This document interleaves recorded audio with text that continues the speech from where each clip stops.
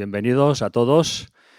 Hoy realmente tenemos una conferencia realmente interesante, todos lo son, pero desde luego esta son noticias, diríamos que frescas, porque hemos estado pues, en Israel hace poco, antes de que estallara todo, y bueno, pues por suerte pudimos documentar muchas cosas de ahí y volver a tiempo pues, para que no tuviéramos problemas.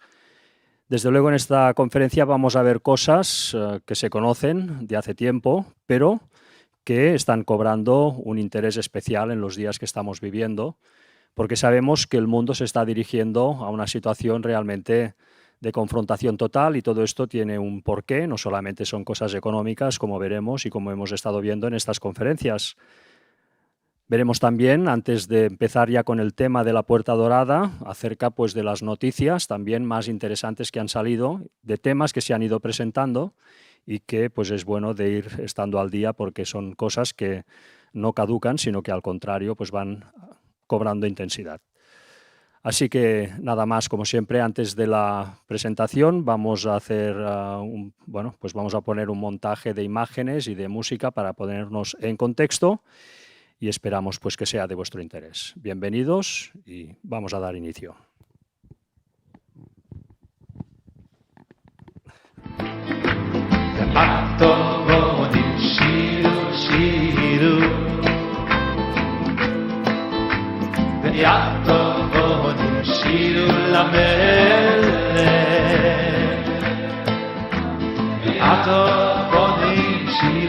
שירו, שירו למלך וסיפר אספויו הטובונים שירו, שירו והטובונים שירו למלך והטובונים שירו, שירו, שירו, שירו למלך סיפר אספויו איי, איי, איי, איי ויעשתי עבודו בו יעבודו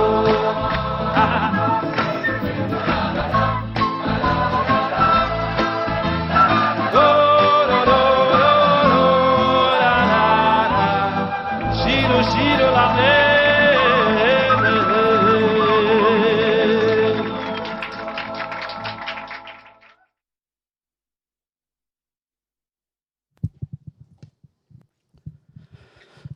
Buenas tardes a todos. Como decía nuestro compañero, la conferencia de hoy es realmente especial. Es cierto, hace pocos días regresamos de Israel. Justo fuimos en el momento oportuno para poder ir y justo volvimos en el momento oportuno para regresar, gracias a Dios. Y digo gracias a Dios porque desde luego si no hubiese sido por eso, qué mal hubiésemos pasado. Hemos de deciros que seguimos en contacto con algunas de las personas que estaban en el hotel, precisamente, recepcionistas, y lo están pasando muy mal. Tienen temor de llegar hasta su lugar de trabajo. El punto más próximo para refugio está a 10 minutos y a 10 minutos pueden pasar muchas cosas. Hay hoteles que sí, que ya tienen todo previsto, unas cámaras en concreto de refugio, pero hay otros que no. En el que nosotros estuvimos no tenía nada de eso, nos han informado. La situación sigue siendo muy tensa, hay mucha información que no se está transmitiendo de lo que está aconteciendo en ese lugar. Se narra mucho todo lo que está pasando en el sector afectado por parte de Irán y demás, pero realmente de lo que está pasando en Israel en concreto no se está informando todo lo que debería informarse. Ya sabéis, hay mucha censura al respecto y nosotros en cierto modo hemos vivido parte de esa censura y ya lo veréis en su momento. La conferencia de hoy está dividida en dos partes. El tema principal es la Puerta Dorada de Jerusalén. Este va a ser la segunda parte. Es un tema que ya teníamos casi preparado, pero debido a todo lo que ha acontecido, me veo obligado en este caso a poneros primero una serie de informaciones que tienen relación con conferencias anteriores y que desde luego están cobrando un ánimo impresionante con todo lo que está aconteciendo. Vamos ya, sin más, a empezar con esto. enlazando conferencias anteriores sobre Estados Unidos. Y hoy vamos a tener vídeos, 9, si no recuerdo mal. Uno va a ser extenso, de algo que estuvimos grabando precisamente en Israel, pero va a ser larga, os advierto. Si tenéis mucha prisa, haced lo posible por quedaros, porque unas 2 horas creo que no nos las va a quitar nadie hoy, pero creo que valdrá la pena. Empezamos con el primero de los vídeos. Iremos apagando la luz cada vez que pongamos uno de los vídeos. Esto sucedió hace nada. Es el rezo conjunto de grupos de pastores protestantes en el despacho Oval con Trump.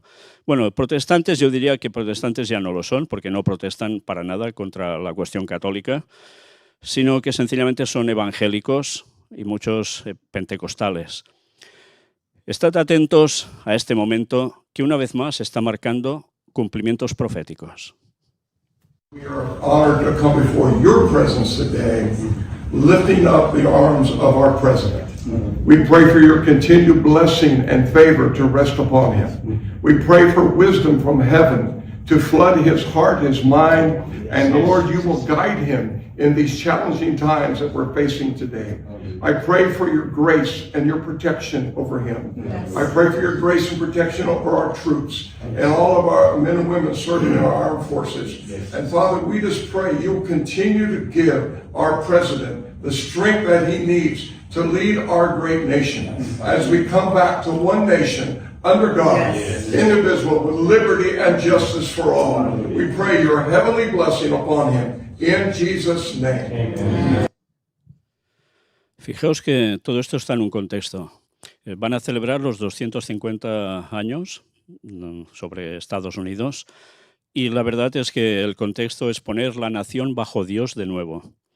Este es el lema que están moviendo continuamente para todo lo que están haciendo respecto a esta cuestión. Fijaos que aquí piden la bendición sobre las tropas de Estados Unidos, sobre el presidente, llevar la nación bajo Dios, etcétera, etcétera. Le están imponiendo las manos. Todo esto son pastores principales de iglesias importantes en Estados Unidos. Pero ¿habéis visto que hay una señora de rojo justo al lado? Es quizás la persona más influyente en el mundo protestante, por decirlo de algún modo, yo diría evangélico pentecostal directamente, que influye sobre Donald Trump, o al menos es lo que nos muestran. Estad atentos precisamente a este segundo vídeo. I go, God rules. When I walk on White House grounds, God walks on White House grounds. I had every right and authority to declare the White House as holy ground because I was standing there, and where I stand is holy.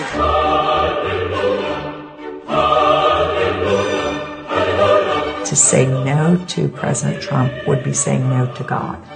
And I won't do that. We are in a spiritual war right now. Let every demonic network that has aligned itself against the purpose, against the calling of President Trump, let it be broken, let it be torn down in the name of Jesus. You want me to tell you what my thoughts are? The thoughts of the King of Kings, the thoughts of the Lord of Lords. I'm downloading heaven. Hey!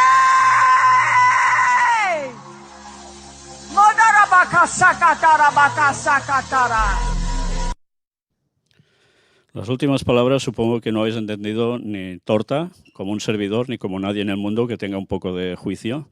Y es porque, ya sabéis, ellos dicen que hablan en lenguas, que es un poder del Espíritu Santo que les confiere. Eso es una, en fin, calificarlo como queráis, para decir que no es verdad en absoluto. Estas personas se mueven en el ámbito religioso cristiano, pero del mundo espiritista, aunque ellos crean que todo va en el nombre de Jesús. Y ya veis qué declaraciones llega a hacer esta señora, Paula White, tan impresionantes.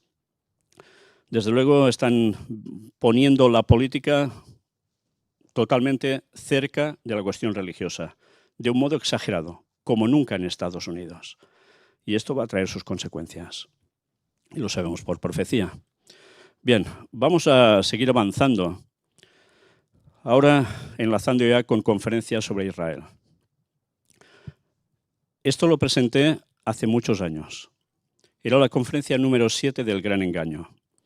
Antes la había presentado en Iglesia Adventista y después la presenté públicamente.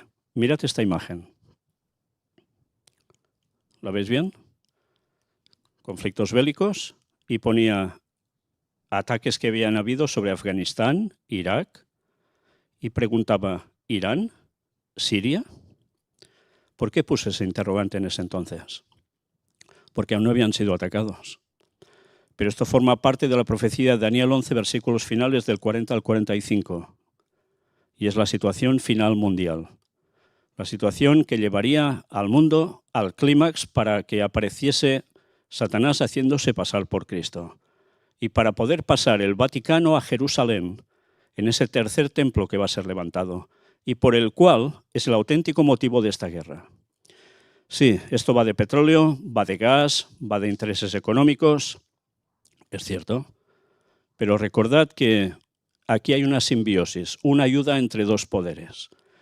La gente que saca recurso económico por todo ello, más los que sacan el recurso espiritual que les va a servir para implementar este nuevo orden mundial bajo el gobierno del papado y de la que dice la Biblia, Apocalipsis, la segunda bestia. Si la primera es el papado, la segunda es Estados Unidos. Y juntos van a someter al mundo entero durante un breve tiempo. Y allí aparecerá precisamente Satanás haciéndose pasar por Cristo. Hemos venido avisando de esto. Aquí tenéis los preámbulos. Todo se va a cumplir y muy en breve. Dicho esto, vamos a leer algunas cuantas noticias. Israel aprueba por primera vez desde 1967 la designación de zonas de Cisjordania como propiedad estatal. Esto era desde 15 de febrero. Vamos a leer lo marcado en rojo.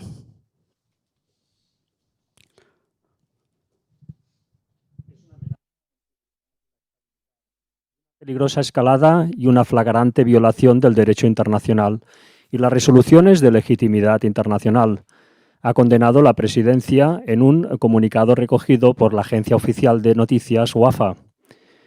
Estas medidas unilaterales no otorgarán ninguna legitimidad a la ocupación de la tierra del Estado de Palestina y no cambiarán el hecho jurídico e histórico de que Cisjordania, incluida Jerusalén Este, y la Franja de Gaza es territorio palestino ocupado, según el derecho internacional y la legitimidad internacional, concluye.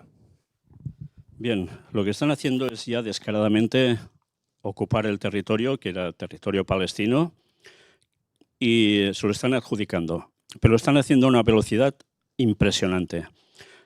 Durante el conflicto bélico esto aún les está yendo mejor.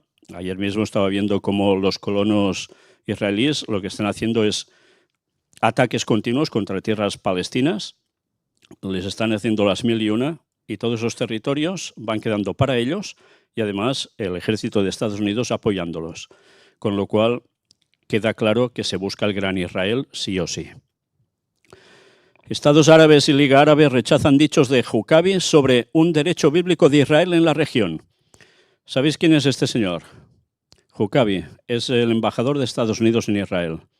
Tenemos una experiencia que hemos vivido respecto a él ahora que hemos estado allí. Estábamos en la puerta de Damasco y había unos evangélicos, bautistas en concreto, de Estados Unidos, que estaban hablando con un megáfono fuertemente, predicando a Jesús.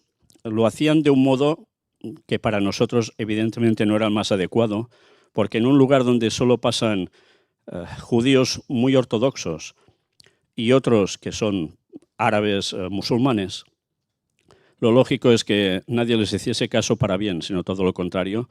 Pudimos ver cómo uno de los judíos se acercó y les escupió directamente por hablar de Jesús. Y lógicamente así conversiones no iban a hacer muchas, pero estuvimos hablando con ellos porque ya sabéis que precisamente nosotros vamos a tener conferencias en Texas el mes que viene, en Estados Unidos, si Dios quiere, y precisamente ellos eran de Texas. Pues cuando estuvimos hablando con ellos, se acercó el pastor de la iglesia, un norteamericano, y nos dijo que precisamente Huckabee iba a su iglesia. Y yo le dije, pero ¿cómo puede ser? Porque él es sionista. Y me contestó, bueno, pero es que él va allí porque toca la guitarra, y como toca la guitarra y se lo pasa bien, viene con nosotros. Y lo toleraban. Lo toleraban que estuviese en su iglesia teniendo estos postulados a los que ellos mismos son contrarios. Pero bueno, ya veis, mira qué cuestión. Este hombre estaba por la zona. Y este hombre hizo unas declaraciones diciendo que, ahora lo vais a ver. ¿Podéis leerlo? Riyad, Amán y la autoridad palestina acusan al enviado estadounidense de alimentar la tensión regional. Las declaraciones del embajador designado de Estados Unidos en Israel, Mike Huckabee, generaron una fuerte reacción en el mundo árabe y musulmán luego de que afirmara en una entrevista que Israel tiene un derecho bíblico sobre amplias zonas del Medio Oriente y que estaría bien si asumiera el control de las tierras prometidas en la Biblia. En una conversación con el periodista Tucker Carlson, Huckabee sostuvo que el vínculo histórico y religioso del pueblo judío con la región otorga una legitimidad particular a las aspiraciones territoriales israelíes. Sus palabras fueron interpretadas por varios gobiernos árabes como un respaldo implícito a una expansión territorial más allá de las fronteras internacionalmente reconocidas. Posteriormente, el diplomático matizó sus dichos y aseguró que se trató de una expresión hiperbólica, aclarando que la política oficial de Washington continúa respaldando soluciones negociadas y acuerdos diplomáticos entre las partes. En el plano interno estadounidense, Huckabee es conocido por su postura abiertamente favorable a Israel y por su interpretación religiosa del vínculo histórico con la tierra bíblica. Sin embargo, como representante diplomático, sus expresiones generan un impacto más allá del debate ideológico y pueden incidir en el equilibrio diplomático regional. Analistas señalan que, aunque posteriormente se intentó moderar el alcance de las palabras, el episodio evidencia la sensibilidad del factor religioso en la política del Medio Oriente. En una región donde historia, fe y soberanía se entrelazan, incluso las declaraciones retóricas pueden tener consecuencias estratégicas. Bien, pues esas declaraciones incendiaron mucha parte de Oriente Medio, porque decían, ¿cómo puede ser? Está abogando para que Israel se quede tierras que van desde el Nilo hasta el Éufrates. Y ya vimos, y lo presentamos en conferencias aquí mismo, cómo realmente es lo que están buscando, el gran Israel.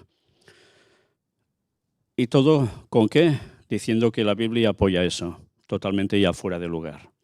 Y de eso también hemos tratado. Sucedió algo.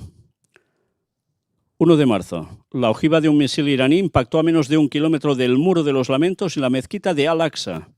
Justo ya sabéis qué lugar, la explanada de las mezquitas, donde hay el domo de la roca, esa cúpula amarilla, donde los musulmanes van a rezar. ¿Y por qué pongo esto? Hay un vídeo que estuvo circulando, no sabemos si es cierto, hay dudas al respecto. Parece ser que no es correcto este vídeo, que es un montaje, pero para que os hagáis una idea de si esto no fue realmente así, ¿qué puede llegar a pasar? Oh my God, here they come. That's right in the center. Another one, and another one. Look at that. The whole wave of them. The whole skyline's lit up. Bien, ya os digo, no sabemos si realmente esto pasó o no. No lo hemos podido terminar de verificar. Yo solo vi en un medio, aparte de donde se distribuyó, y lo daba como cierto, pero no puedo decir concretamente que sea así. Pero imaginaos que por un momento un misil de estos, proceda de quien proceda, impacta en el lugar donde hay la cúpula dorada. ¿Os imagináis qué va a pasar en consecuencia? Que ya no habrá mezquita y, por tanto, se podrá levantar el tercer templo de Jerusalén. ¿Por qué os digo esto? Ahora vais a ver por qué. Antes os muestro esta noticia. El Papa León XIV dice, preocupado por Oriente Medio, la guerra otra vez, Dios quiere la paz. El Papa, de visita en la parroquia romana de la Ascensión de nuestro Señor Jesucristo en el Quarticciolo, recuerda la tragedia de los miles de niños muertos en Gaza, el dramático inicio del nuevo conflicto en Irán y luego la plaga de la droga que en este barrio periférico golpea a tantas familias. Hay que rezar mucho. ¿Por qué os muestro esto?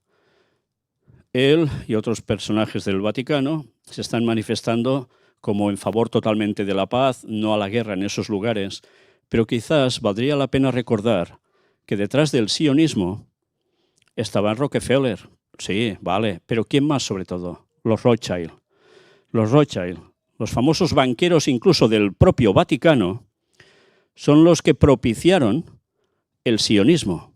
Son los que propiciaron los primeros kibbutz en Israel, donde se empezaba a mandar a gente judía a esas tierras donde estaban los palestinos y fueron haciendo lo que han ido haciendo hasta ahora.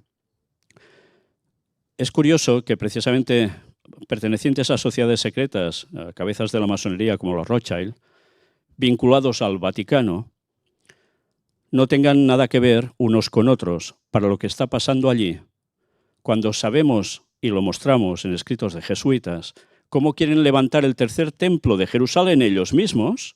Evidentemente no lo hacen directamente porque no pueden como tales, pero sí están utilizando al sionismo para conseguirlo, levantar el tercer templo y que allí se posicione el Papa pasando el Vaticano de un lado a otro, de Roma a Jerusalén. Y allí esperan que aparezca el Mesías, o sea, en verdad, Satanás haciéndose pasar por el Mesías y engañando a todos, judíos, musulmanes, cristianos, imponer su reino y atacar directamente al pueblo de Dios auténtico. Por tanto, pura apariencia el no a la guerra, cuando en verdad son los que están detrás de esto. Esto difícilmente lo vais a oír en las noticias, ¿verdad? Pero ya hemos presentado suficientes pruebas a lo largo de todos estos años para demostrar que esto es así, aunque no les guste. Bueno, aquí fijaos las frases que tiene diciendo: desde este momento estoy muy preocupado y no sabemos por cuántos días durará por la situación en Oriente Medio, la guerra otra vez, y nosotros debemos ser anunciadores de la paz de Jesús, que Dios quiere para todos. Habrá que rezar mucho por la paz y vivir en unidad y rechazar la tentación de hacer daño al otro. La violencia nunca es la elección correcta. Qué palabras tan preciosas, ¿eh? Pero fijaos que eso quiere decir unidos todos, sí o sí, aunque sea en la mentira, aunque sea en el engaño. Y llegará el momento en que aparecerá ese Mesías y anunciará la paz, el milenio de paz en la tierra. Y la gente picará el anzuelo. Por eso debemos decir las cosas antes que sucedan, como tantos años hemos venido diciendo lo que está pasando ahora. Porque esto también va a pasar. Y hablando de esos misiles, como os decía, que uno de ellos puede llegar a impactar. Rabino Yosef Mizrachi. Los misiles impactarán la mezquita y despejarán el lugar hacia el monte del templo judío. Si fuera por mí, la última vez, cuando dispararon cientos de misiles, habría fingido que un misil venía de Irán y lo habría disparado. Pidió una bandera falsa para destruir Al-Aqsa, el domo de la roca. No me lo invento, ¿eh? Mirad el vídeo. Missiles will hit the mosque and clear the place for the third Bet HaMikdash. That could also be a miracle. If it was up to me, the last time when they shot hundreds of missiles, I would pretend that one missile came from Iran and shoot it down. You know, then all the Arabs will go against Iran and it will be the end of the problems. You make them fight with each other, this bunch of lunatics. Never too late. You deal with a bunch of cowards. Sí, no me lo estaba inventando, ¿eh? Ya lo habéis comprobado. Y estas son las personas que están encantadas con que esto suceda. Hemos de recordar que diciendo todo esto no vamos contra los judíos, no vamos contra personas en sí. Estamos yendo contra una creencia que han esparcido como si fuera verdad absoluta y que es totalmente antibíblica y que es un engaño satánico, que es este sionismo. Porque recordad que hay judíos, incluso personas religiosas de alto ámbito, que son totalmente contrarios en Israel a todo lo que está pasando. Pero eso se muestra poco. ¿Son minoría? Quizás sí. Pero esa gente está despierta y no aceptan que haya un Estado de Israel actualmente. No debería haber Estado nunca, decían ellos mismos. En fin, el caso es que quien se está llevando el gato al agua, y por profecía sabemos que así sería, son este tipo de gente, este sector. Pero atención también ahora. El ex primer ministro israelí Naftali Bennett dijo hace unos días: Turquía es el nuevo Irán. No se detendrán en Teherán. Israel es una amenaza para todo Oriente Medio. Estad atentos también a este vídeo. A new Turkish threat is emerging. I want to be very clear. Turkey and Qatar have gained influence in Syria, are seeking influence elsewhere and everywhere throughout the region. And from here, I warn, Turkey is the new Iran.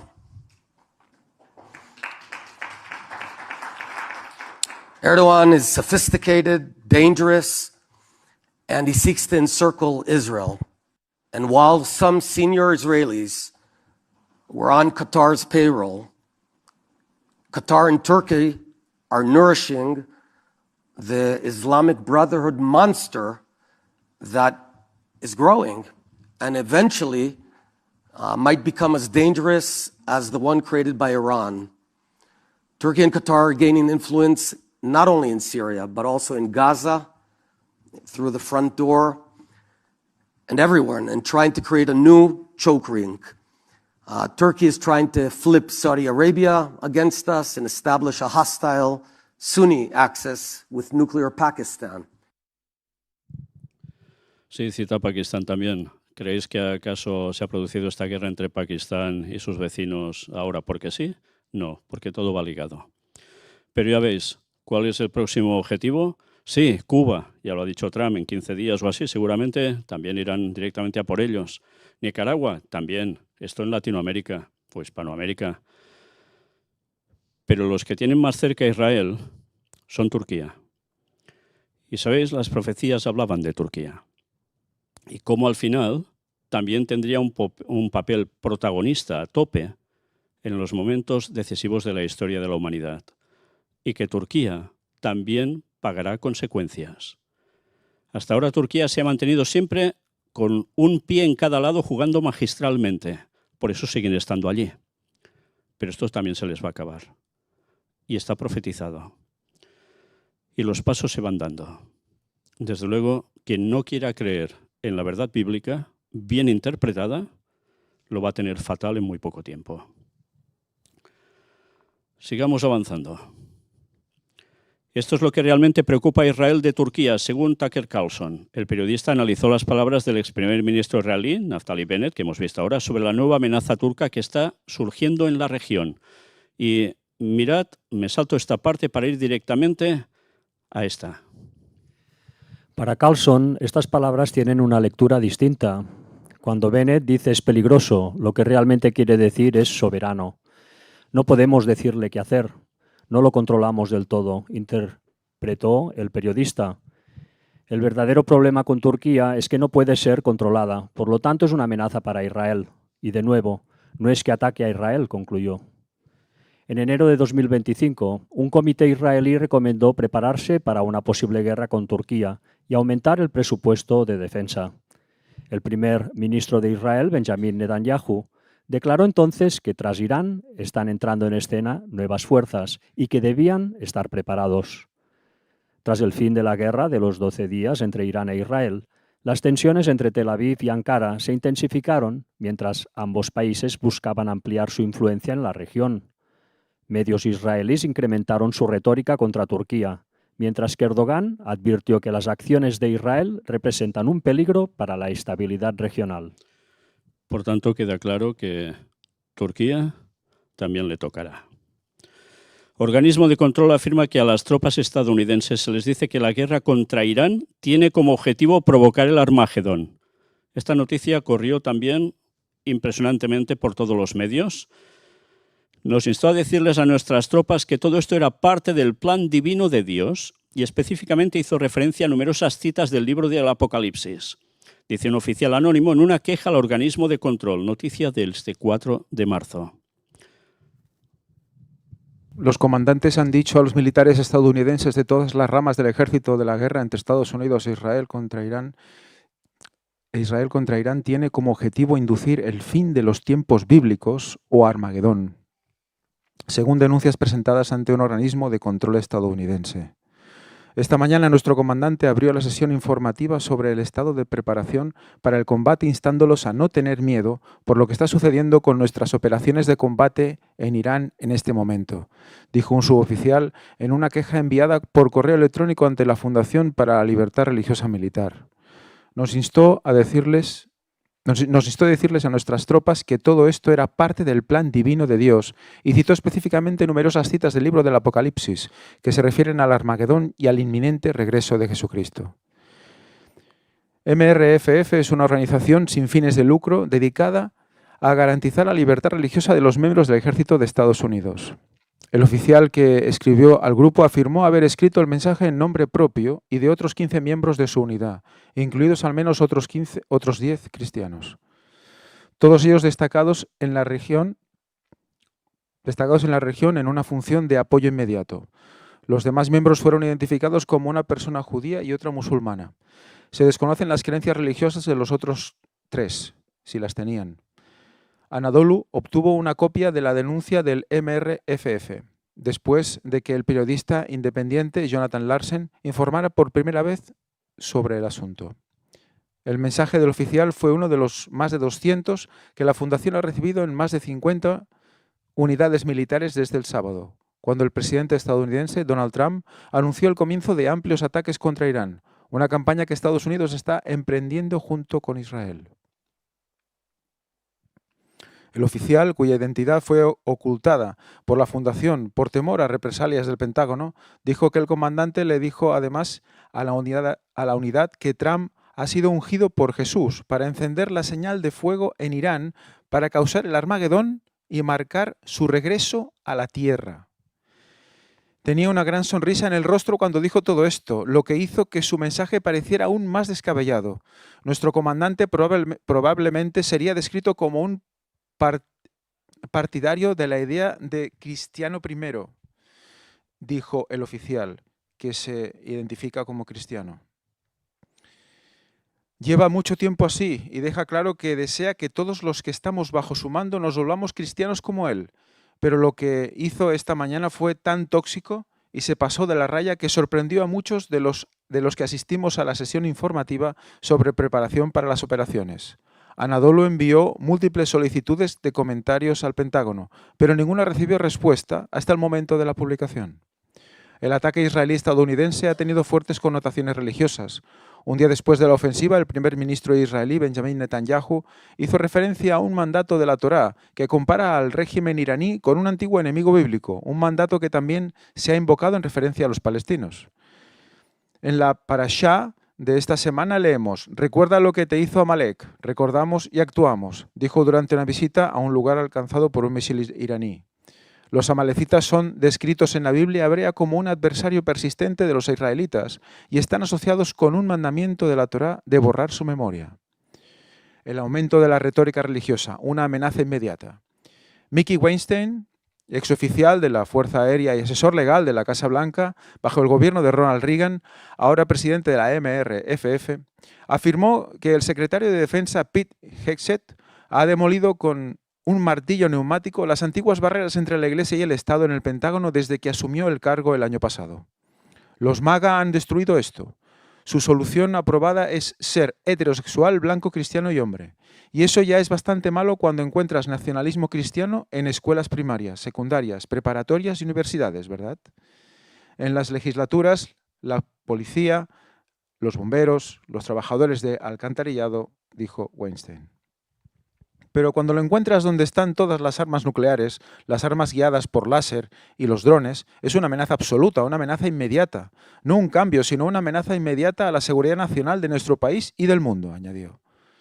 Parte de la inyección de religión de Hegseth en el Pentágono han sido las reuniones mensuales de oración en las que recientemente participó Doug Wilson, un nacionalista cristiano evangélico de extrema derecha que ha defendido la esclavitud, pedido una reversión de los derechos de las mujeres y propuesto que Estados Unidos se convierta en una teocracia. Lo que Hegseth ha hecho ha sido destrozar la esencia misma de nuestras Fuerzas Armadas estadounidenses, destruyendo lo que nuestra Corte Suprema de Estados Unidos ha determinado que es el interés gubernamental imperioso cuando se trata de la primera enmienda en nuestras Fuerzas Armadas, que es maximizar su letalidad.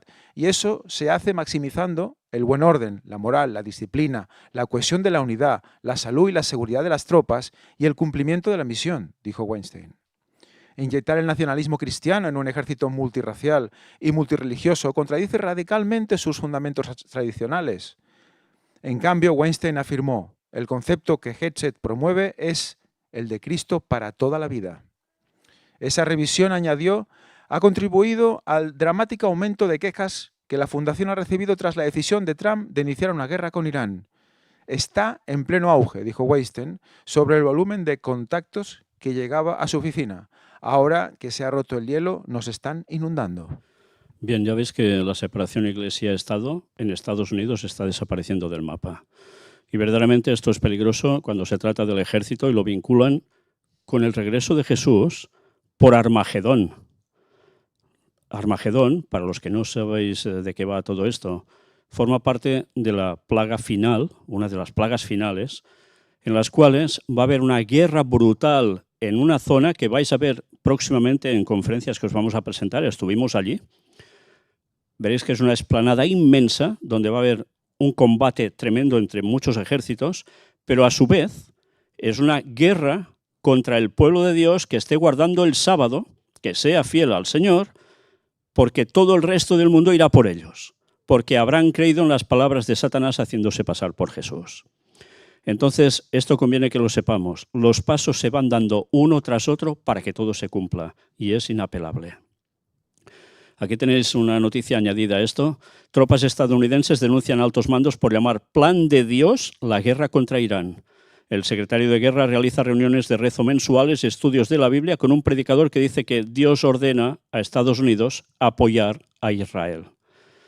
En fin, sin comentarios, pero leamos lo que nos dicen aquí.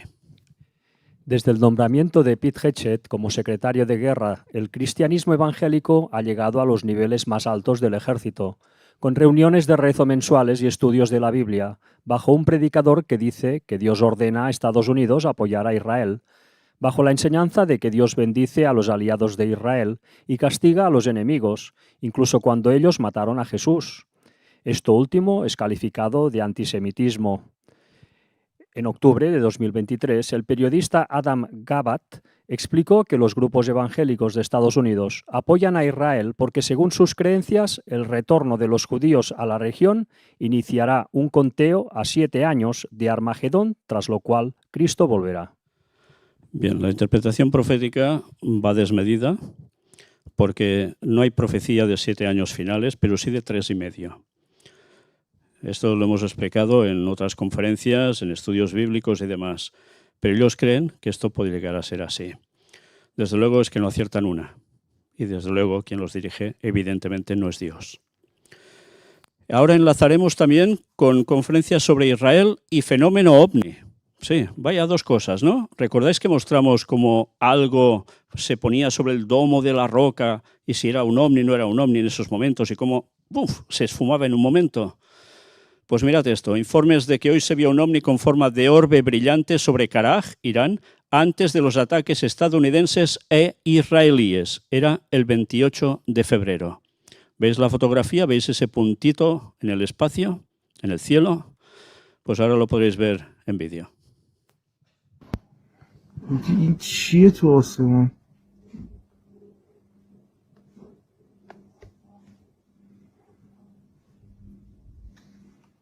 چه جالب داره میدرخشه نه ستاره است نه چیزی من داره حرکت میکنه. Y esto no es un caso único. Orbes que aparecen en estos momentos de conflicto y en ciertos lugares que tienen que ver con cuestión nuclear. Mirad, como sabía que esto eran datos, pregunté a la inteligencia artificial que me mostrara dónde estaban. Y bueno, me terminó diciendo esto. Cuando en 2025 Estados Unidos, ATECO e Irán se vieron orbes en el cielo, en 2025 se registraron un número significativo de avistamientos de fenómenos anómalos no identificados, comúnmente conocidos como orbes o luces misteriosas en diversas partes del mundo, incluyendo Estados Unidos e Irán. Aquí están los detalles claves sobre el avistamiento de orbes y fenómenos extraños en el cielo en 2025. Y aquí tenéis unos cuantos que se van citando. Ya veis, también en Irak, Irán, etcétera, etcétera. Curiosamente, esto suele pasar cuando está a punto de estallar un conflicto o cuando empieza a estallar. Y no son, por lo que se indica, nunca naves que se sepan que tiene la tecnología humana. Aparecen y desaparecen en un momento. A veces es uno, a veces son más. Da que pensar, ¿no? Los ángeles caídos también hacen las suyas. Enlazando con anteriores conferencias sobre el fenómeno ovni, concretamente sobre esto, aparece esta otra noticia.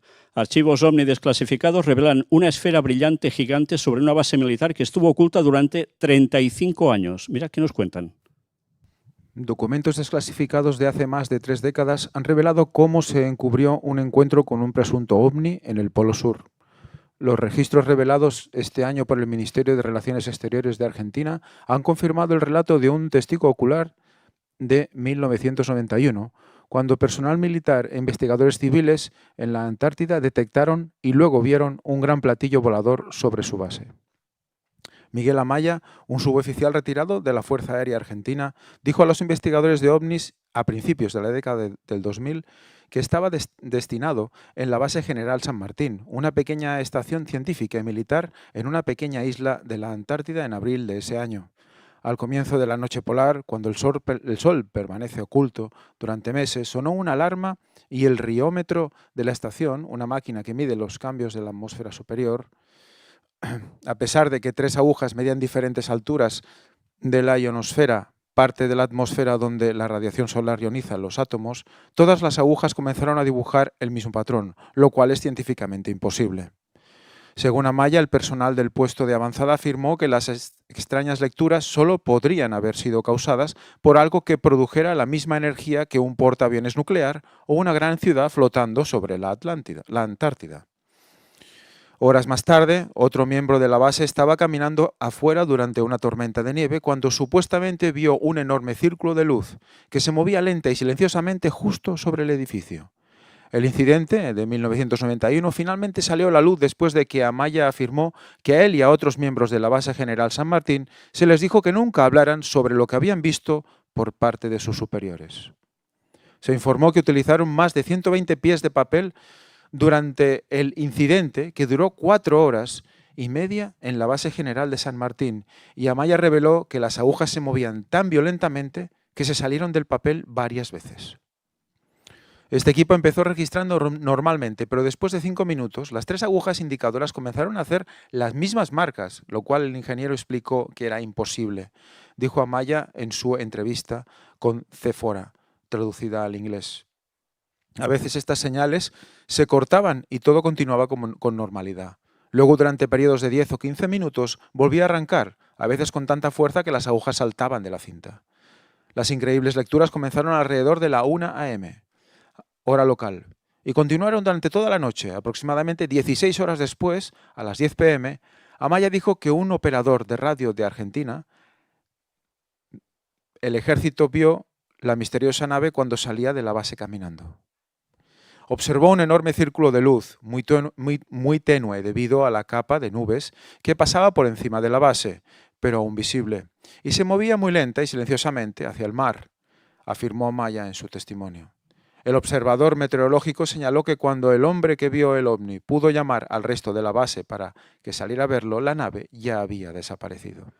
El artículo sigue, nos va contando aún con más detalles todo, nos lo vamos a saltar para ir un poco más deprisa, pero démonos cuenta como ahora de repente empiezan a salir informes ovni por todas partes y especialmente desde que el presidente Donald Trump habló de que van a mostrar públicamente los datos que tienen al respecto su gobierno. Ya lo dijimos, el mundo se está preparando para recibir una información importante y Satanás y sus ángeles lo van a hacer a las 1000 maravillas con el fenómeno ovni. Por último, ya enlazando con conferencias anteriores, ahora sobre la Virgen María y espiritismo. Mirad esto, impactante. Graban a una estatua de la Virgen María que habla durante la madrugada. Una usuaria de las redes sociales captó el momento en que una figura de la Virgen María parece mover la boca para hablar y el vídeo generó asombro entre creyentes y no creyentes. Fue, dicen, a la 1 de la madrugada. Y vais a ver en la imagen y el sonido, porque se oye unas palabras que desde luego dan bastante repelús.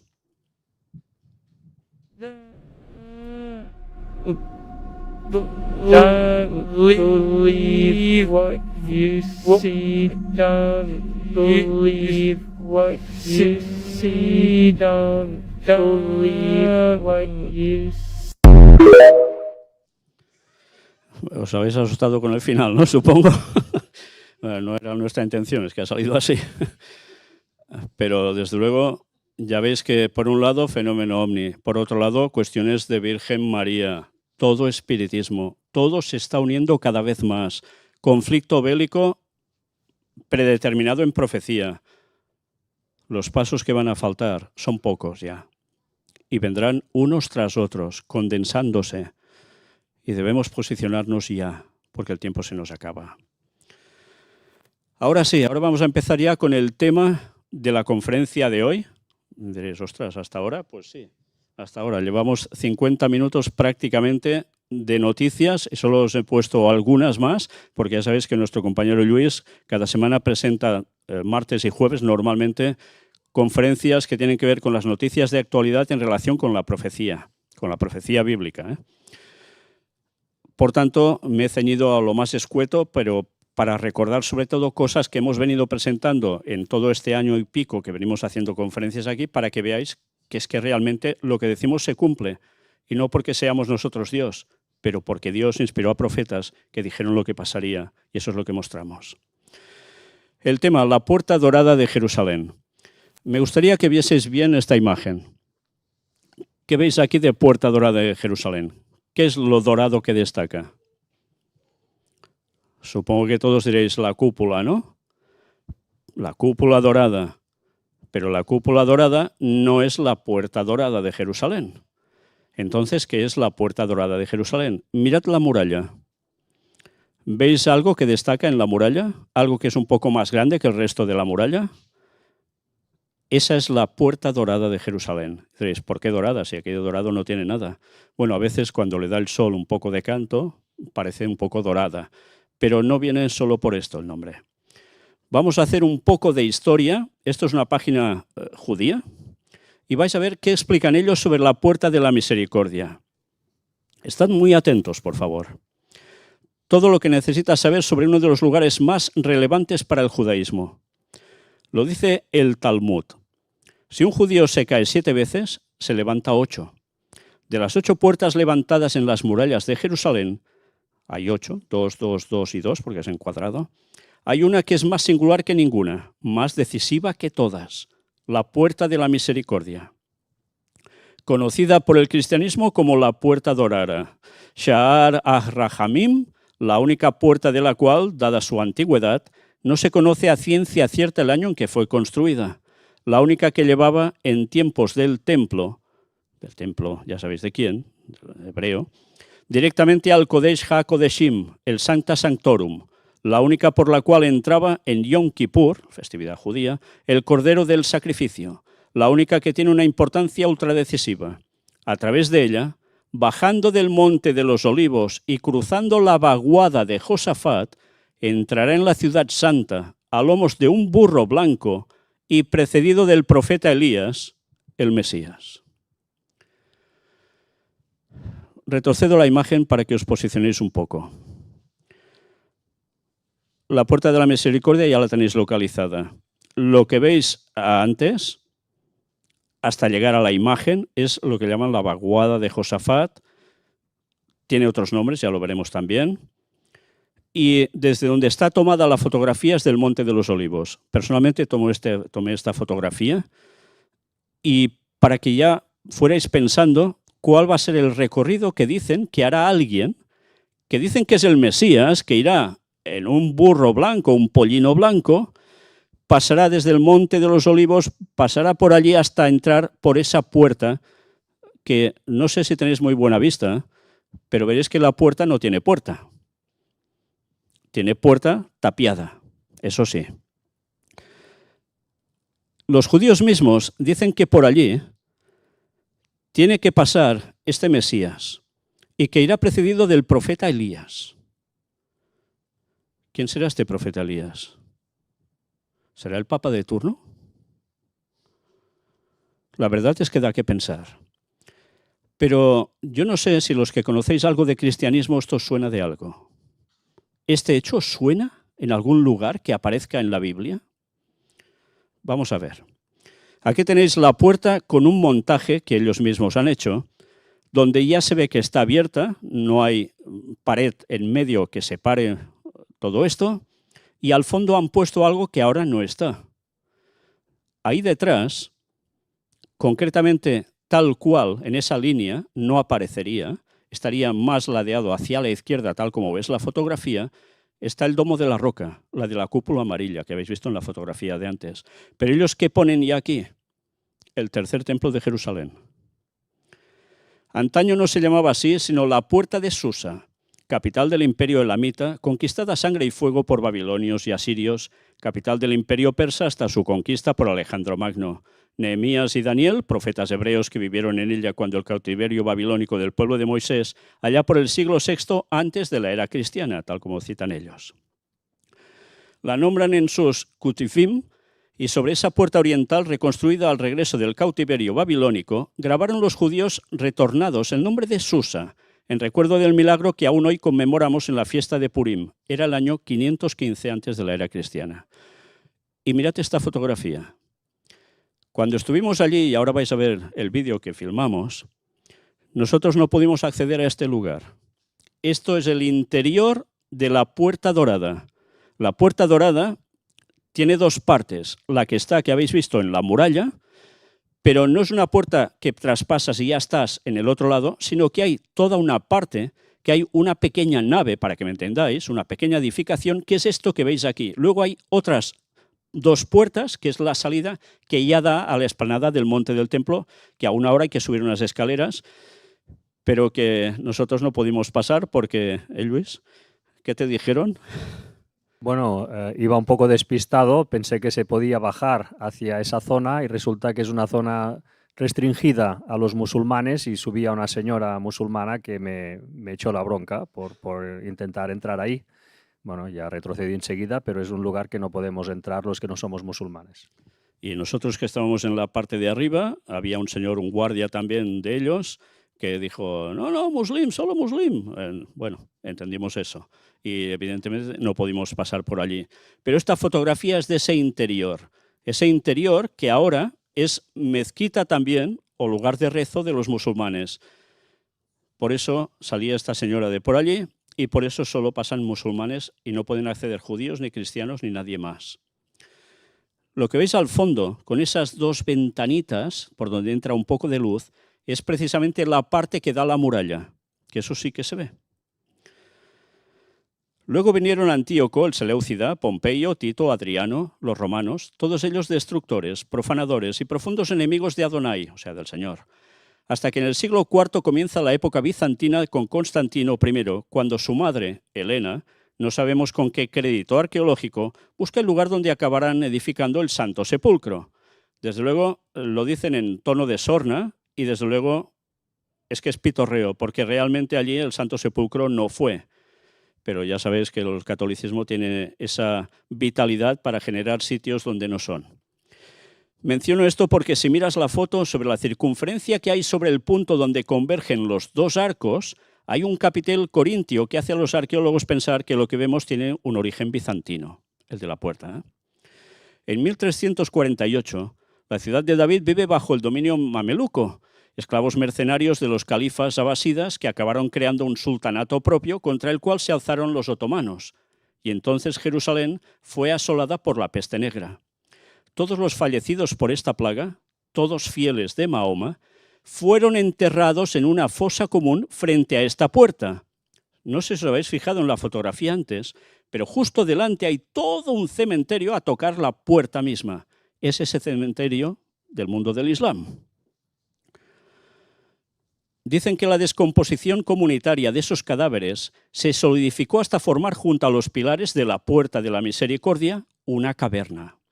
En el fondo de esa caverna aparece un arco que es parte de la puerta que permanece enterrada.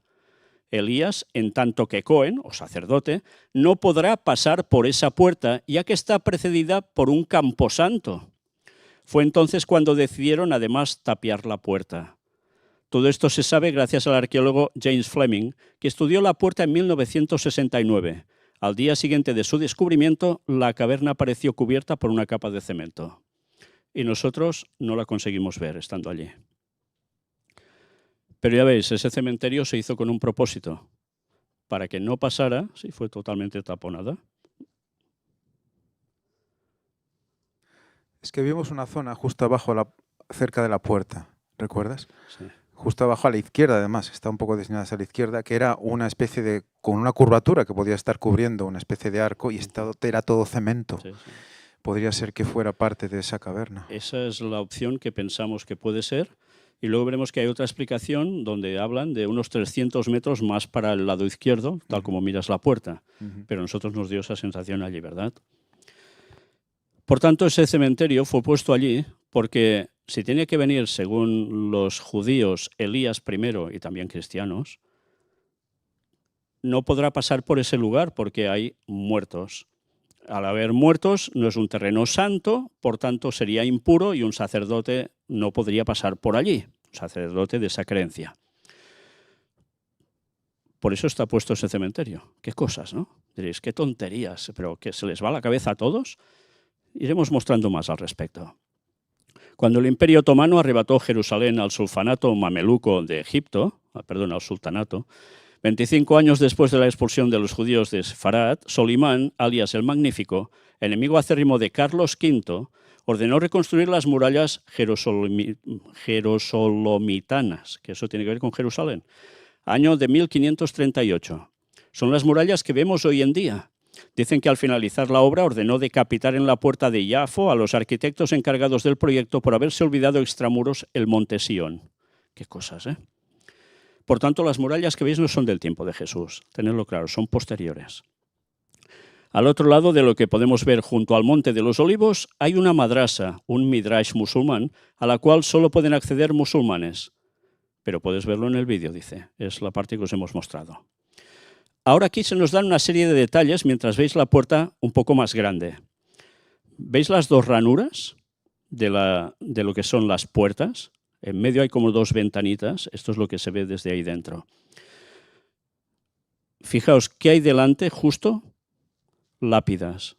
Es el cementerio musulmán, está lleno, lleno. Son metros y metros y metros, tanto a lo ancho como a lo extenso, recorriendo todo este lado de la muralla. La puerta dorada, en el muro oriental del monte del templo, data de 1541 después de Cristo. Y es la más antigua de las 8 puertas de Jerusalén. Durante la época del primer templo, siglo X a.C. a 586 a.C., la puerta oriental era la entrada principal al recinto del templo. La reconstruida puerta oriental de Jerusalén fue la entrada principal al recinto del segundo templo, y la misma puerta por la que Jesús entró montado en un humilde asno en su entrada triunfal el Domingo de Ramos. Por esa puerta, la auténtica, la que está debajo o un poco más para allá, es por donde Jesús ya pasó. Y los evangelios lo describen, que pasó montado en un pollino. Pero claro, los judíos no han aceptado a Jesús como el Mesías. Y creen que deberá venir aún el Mesías y hacer ese recorrido pasando por esa puerta para poderse situar en el monte del templo donde habrá el templo y ser adorado por todo el mundo, y hacer los 1000 años de paz en la tierra. La trampa perfecta. Y por eso fuimos a ese lugar. Esta puerta oriental del segundo templo por la que entró Jesús pudo haber tenido un solo arco. La puerta original del segundo templo, construida por Nehemías, se encontraba quizás a unos 300 metros al sur de donde se ubica la puerta oriental actual y está bajo tierra, como documentó el arqueólogo James Fleming en 1969. Fijaos que aquí dan dos datos distintos. Fue a través de esta puerta inferior, ahora subterránea, por donde Jesús habría entrado a Jerusalén en el año 30 después de Cristo. 30 exactamente no sería. ¿No? ¿Qué año sería? El 31. Aquí tenéis el plano de las puertas, donde aún se ve dibujada, ya veis el domo de la roca, en la explanada del templo, que es donde estaba ubicado el templo de Jerusalén. La destrucción del primer templo en el año 586 a.C. incluyó la destrucción de la muralla de Jerusalén y el incendio de las puertas. La puerta dorada se encuentra en el lado oriental del monte del templo y es la puerta más cercana al sitio del templo. Está situada en la muralla oriental de la ciudad vieja, frente al Monte de los Olivos y el cementerio judío. Sí, porque os hemos mostrado el cementerio del mundo islámico, musulmán. Pero es que en el lado del Monte de los Olivos hay un gran y enorme cementerio judío. Uno aquí, pasas la vaguada, y el otro allí a tocar la puerta. La puerta dorada también se conoce como la puerta de la misericordia y la puerta de la vida eterna. Tiene 2 entradas.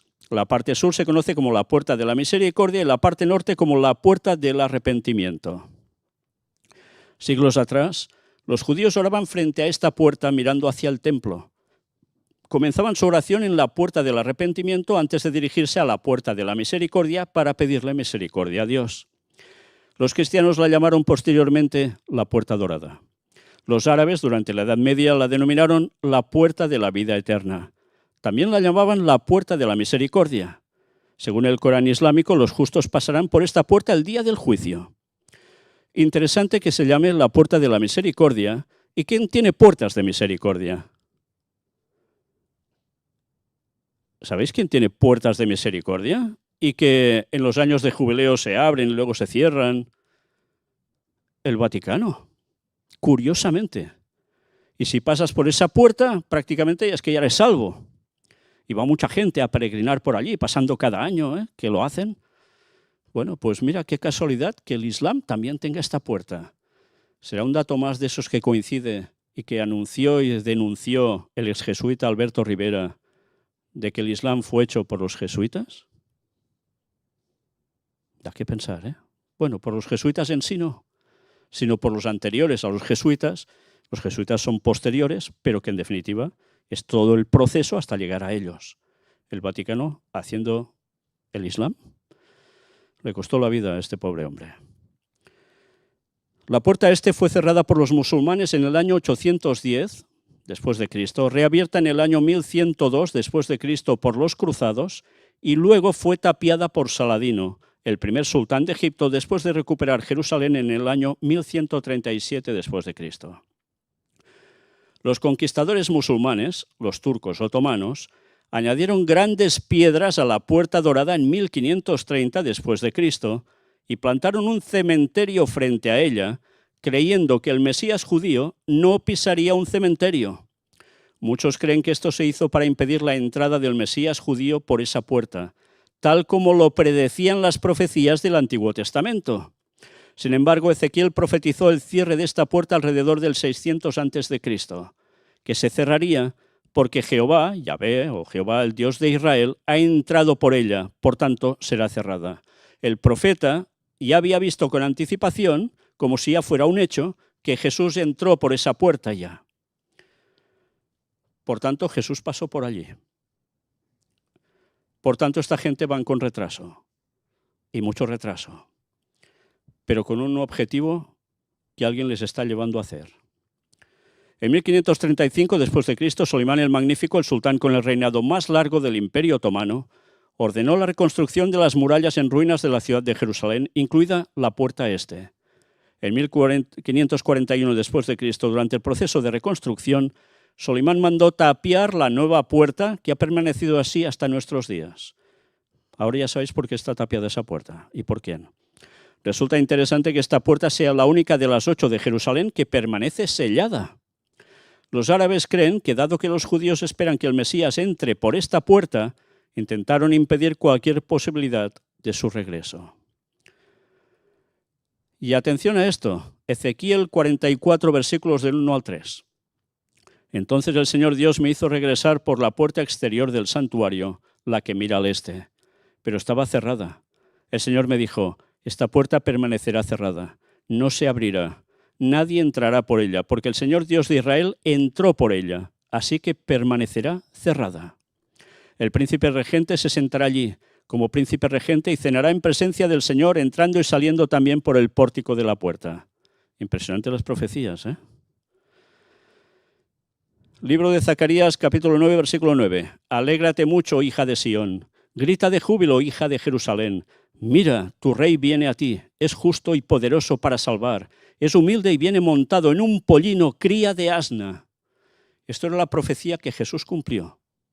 Estaba escrito que entraría así y así entró. Pero atención a este dato.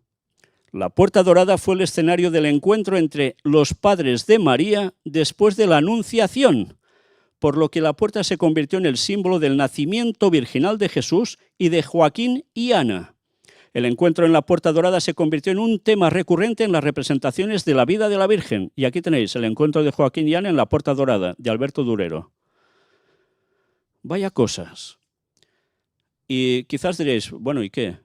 Esto en verdad es de libros apócrifos, no es de la Biblia. Esto es un dato totalmente fuera de lugar bíblicamente. Pero si recordáis todo lo que presentamos sobre las diosas, ahora empezaréis a ligar cabos. Porque en esta puerta por donde tiene que entrar el auténtico Mesías, no tiene que entrar por allí, porque ya entró, entrará alguien que va a romper totalmente con el esquema de lo que debía ser.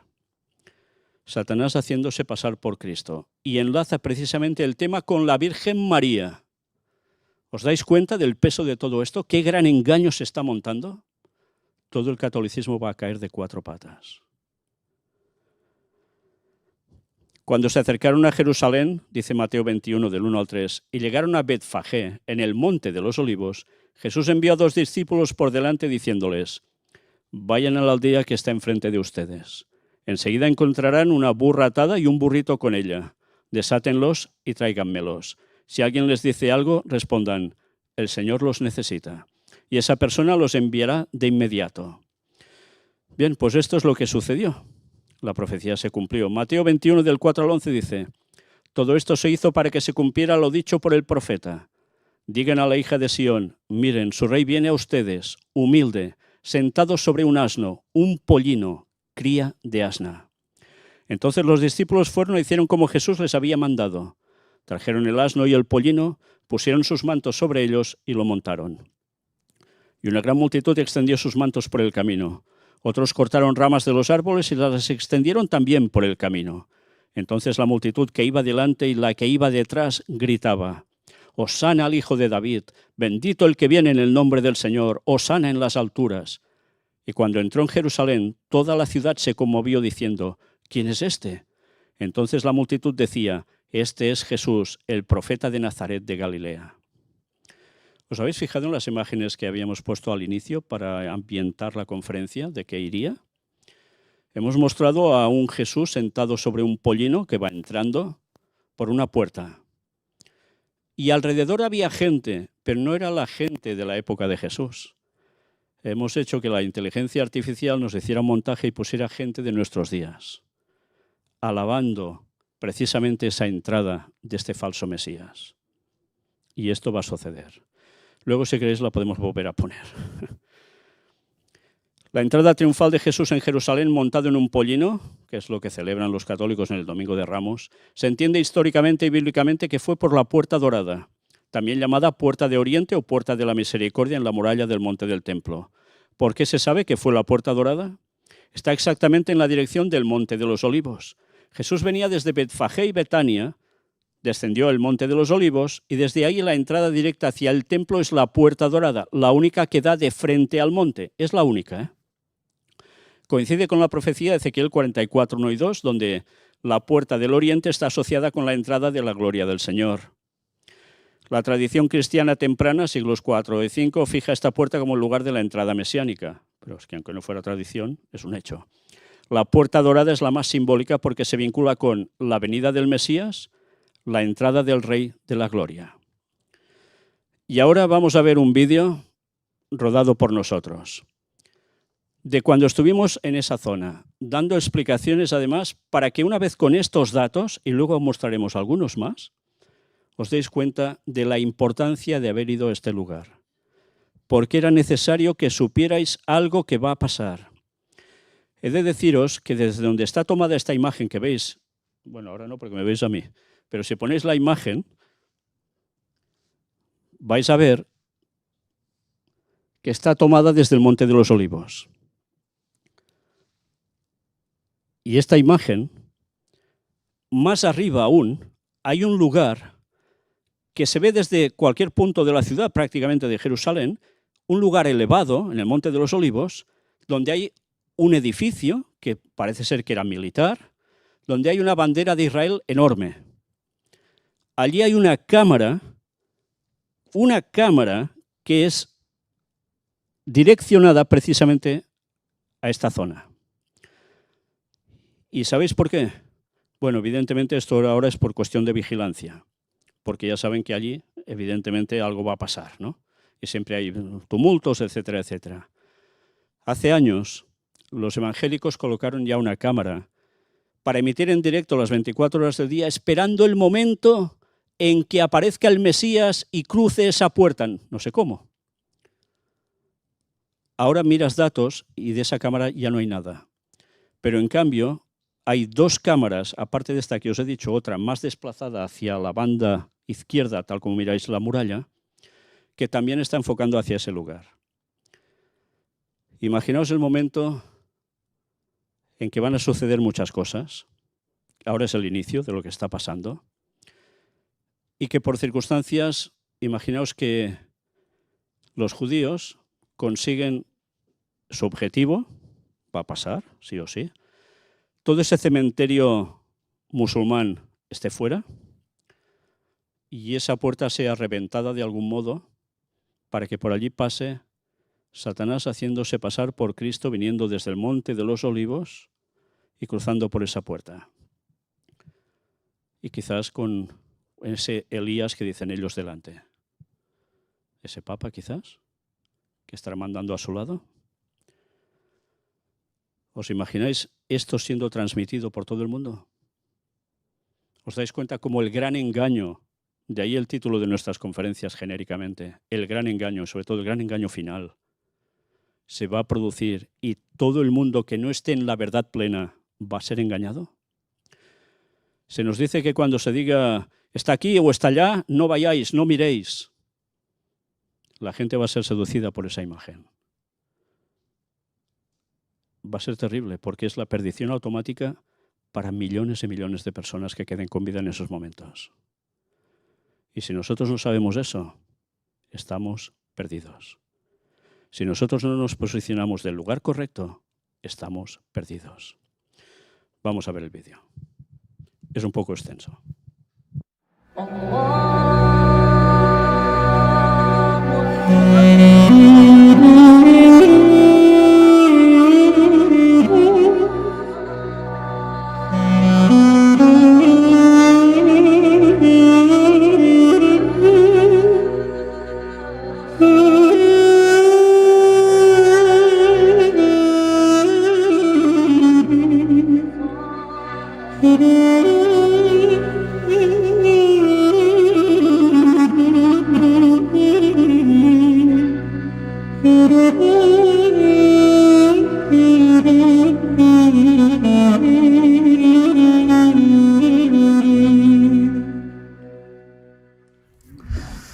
Después de tantos años, hemos venido al lugar del cual hemos hablado muchísimas veces. Todos nosotros hemos hablado de eso. Y ya sabéis, tiene que ver con lo que tenemos ahí detrás nuestro. En un lado, una mezquita. Detrás, otra. Al-Aqsa, el Domo de la Roca. El Domo de la Roca, el lugar donde precisamente se considera que era el sitio donde estaba ubicado el lugar santísimo. De ahí que cuando quieran levantar aquí el tercer templo, evidentemente esto sobra. Habían dicho que en unos nuevos planos podía llegar a aparecer, en unos estudios que habían hecho, que se podía disponer todo de tal modo que la mezquita no hiciese falta tocarla. Pero ahora ya han mostrado que no. Hemos recogido incluso un plano donde aparece la ubicación de la mezquita y donde estaba también ubicado el lugar santísimo para los hebreos o los judíos, con lo cual evidentemente algo va a pasar aquí y ya sabemos qué va a ser. Para nosotros la verdad que esto es un momento histórico por lo que significa este lugar a nivel de profecías y por lo que significa para este ministerio con tantas veces que lo hemos visto en vídeo y hoy estamos aquí. Entonces son momentos bastante emotivos por eso, por el significado que tiene todo eso a nivel profético y cómo veremos que de aquí a poco las cosas aquí cambiarán y mucho. Es muy interesante ver la ubicación, ¿no? Muchas veces hemos tenido que imaginarnos, ¿no? Pues cómo sería esto de grande, o más o menos las dimensiones y la orientación. Es realmente inmenso. Esto es inmenso. Si podemos ver el domo sería el lugar santísimo. Pero es que hacia la derecha, hacia el este, tendríamos el lugar santo, que es el doble de grande que el lugar santísimo. Y ya mirando totalmente al este, ya tenemos el monte Gesemaní. O sea, para que tengamos una idea de cuál es la situación y la ubicación donde estamos. Es realmente, bueno, la verdad es que a mí me ha superado las dimensiones. Y pensar que este domo muy pronto ya no estará, es verdaderamente solemne saber en qué lugar estamos. Y bueno, no sé si pueden escuchar la cantidad de gente que hay ahí atrás. Me imagino que dentro de ellos habrán levitas también. Cómo celebran, cómo cantan, cómo se regocijan, como sabiendo que muy pronto algo va a suceder aquí. Pronto tendrán su templo, el que tanto ellos desean. Bueno, gracias a Dios que nos da la oportunidad de poder estar aquí. El grupo que está cantando precisamente van escoltados por alguien del ejército de Israel, y es porque evidentemente para los musulmanes esto es una provocación absoluta lo que están haciendo ellos aquí ahora. Toda esta gente se dirige hacia la puerta dorada, donde ellos esperan que va a venir su Mesías. Por tanto, pues con este gran entusiasmo van todos hacia allá para hacer una oración. Ellos ven a tocar ya ese momento, bueno, que ellos pues consideran que va a venir su Mesías. No aceptaron a Jesús y su Mesías pues va a venir por esa puerta, se va a presentar en este templo y desde ahí va a gobernar todas las naciones y las naciones van a venir a adorar aquí.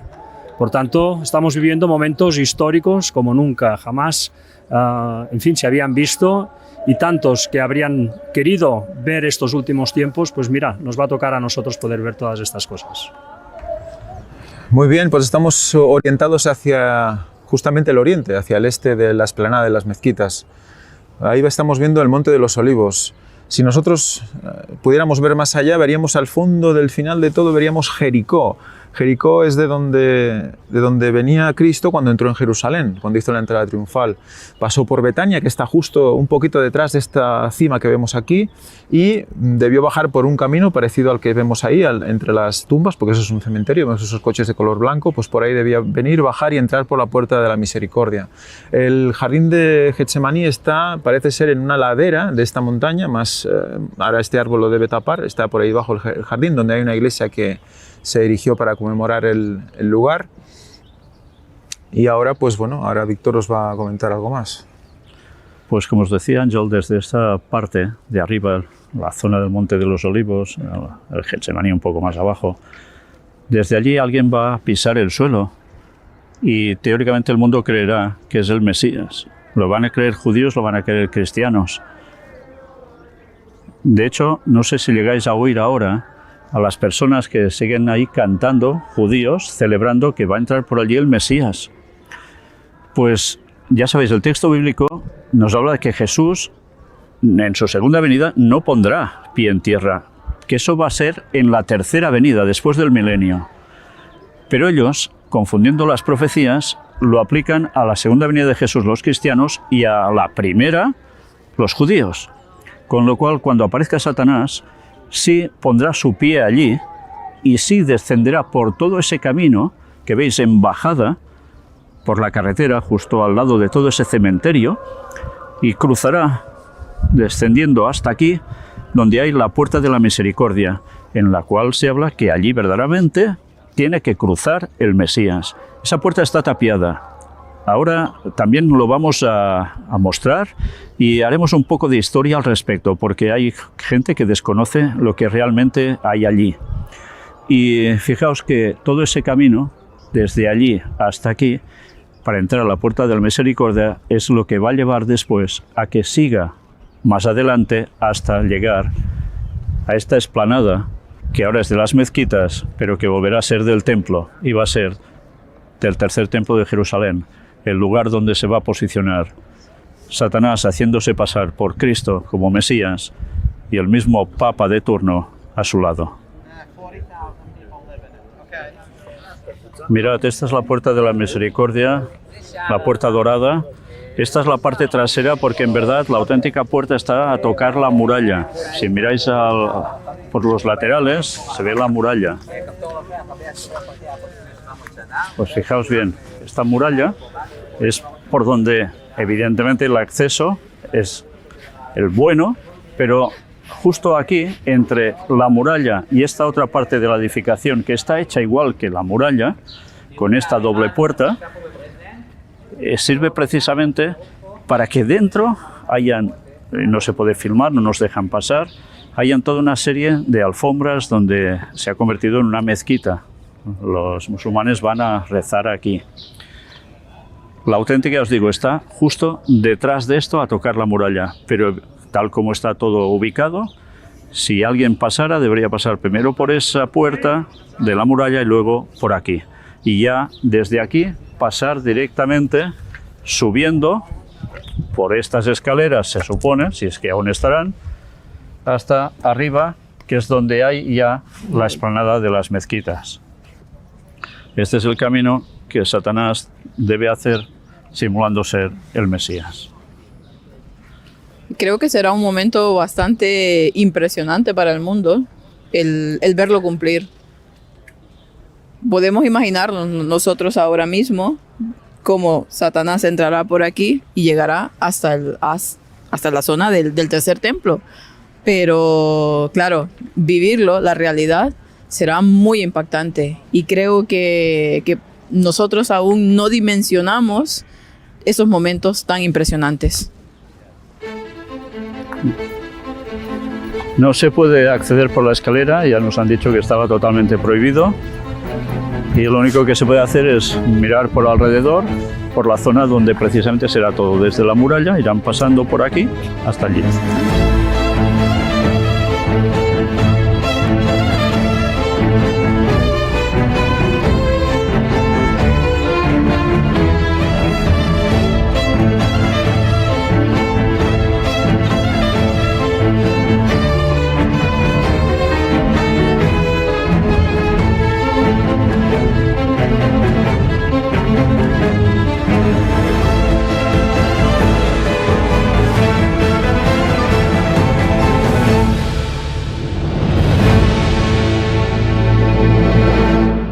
Estamos precisamente ante la Puerta Dorada, conocida también como la Puerta de la Misericordia. Esta puerta es la que, no me digáis cómo, Satanás conseguirá atravesar haciéndose pasar por Jesús. Auténticamente ya pasó alguien por aquí, pero era en la parte inferior que ahora no se puede apreciar para nada. La auténtica puerta estaba bajo esta. Ya sabéis que esto es del periodo otomano, por tanto es posterior. Y nada tiene que ver por donde pasó el auténtico Jesús, que ya sabéis, con un pollino, hijo de asna, pasó. ¿Hará lo mismo el diablo? No sabemos si vendrá en un pollino, seguramente sí, para confundir a judíos y a cristianos. Y vendrá para cruzar por aquí, desde un lugar que está justo ahí enfrente nuestro, detrás de vosotros en la cámara. Ahora Ángel os dirá cuál es ese lugar. Bueno, básicamente tenemos el Monte de los Olivos. Tenemos que pensar que antes había una rampa que unía esta puerta con el monte, sorteando este arroyo y bueno, este valle que tenemos delante. Y claro, era una especie como de acueducto, la forma era como de acueducto, lo vimos ayer en el museo del Instituto del Templo. Entonces era muy fácil pasar de esa dirección para acá en línea recta, pues sea pues como entró Jesús, ¿no? Con un asno. Y claro, es el camino que tendrá que hacer también el falso Mesías cuando entre. ¿Cómo lo hará? No lo sabemos. No sabemos si se reconstruirá algo o simplemente pues él pasará por su poder, ¿no? No tenemos ni idea. Pero la idea es poder, ahora también, cuando acabemos esta parte, poder acceder a aquella zona y subir hacia arriba del Monte de los Olivos. La verdad es que cuando te planteas de aquí a un tiempo, y muy poco tiempo, porque sabemos que el tiempo para que venga Cristo y para que se instaure la ley dominical es muy poco, te pones en esta situación, te imaginas ese momento tan impresionante de cuando todo el mundo caerá de cuatro patas ante el engaño, ante el gran engaño que es Satanás haciéndose pasar por Cristo, pasando precisamente por aquí, confundiendo a la mayoría de personas.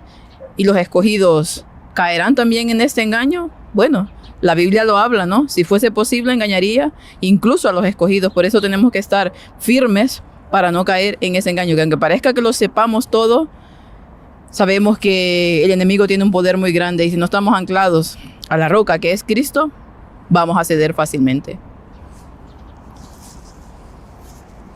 Víctor mencionaba que quizás Satanás vendrá montado en un pollino, pero aparte me gustaría añadir también de que quizás también vendrá con las marcas en la frente de la corona de espinas, con la cicatriz en su costado, en sus manos. La imitación va a ser perfecta. Estamos a muy pocos años de esto, 4 años en verdad. Y una vez más, sí, por aquí entrará Satanás haciéndose pasar por Cristo. Recuerden que el templo está ahí atrás. El está al frente, que es por donde el verdadero Señor regresará sin pisar suelo en muy poco tiempo. Sí, también ya para añadir algo, pues desde luego ver cómo también hay muchísimo mundo cristiano, concretamente evangélicos, que están esperando que realmente este momento acontezca, y también personas que se profesan cristianas van a ser engañadas en ese momento. Ya se nos advertía, como decía ahora Fanny, que incluso los escogidos serán engañados.